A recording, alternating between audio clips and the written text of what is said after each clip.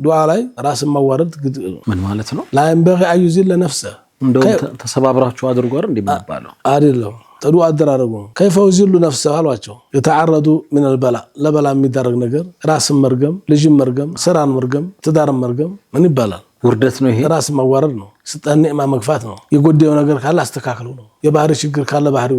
ላይ መዝመት ነው ቃጠልስ ግን ሼህ ከነደድኩ ምን ላድርግ አመቻቸው ያ መሐወላ ሁሴን ግዴለ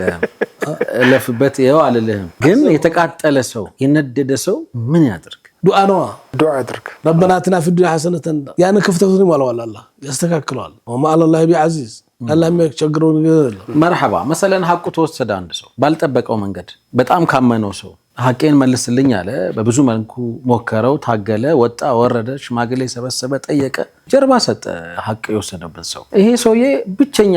መድኃኒቱ በቃ ለአላህ ማልቀስ ነው ያ ረብ እንግዲህ ወስዶብኛል የሆነ ነገሩን ወሰድበት የሆነ ነገሩን ያዝበት ይችላል ማለቱ ይችላል አውፍ ማለቱ ተሻለ መስበሩ ተሻለ መራገብ ነው ያለበት አዛ መራገብ መብቱ መጠቀም እንደገና ተመብቱ ዝቅ ወዲም አውፍ ማለት ደግሞ በለጥ እንደውም ሰሞን ልጇ ሊገደልባት ልጃቸው ገደል ሸኹ ሰምታችሁታል አውፋሉት እኮ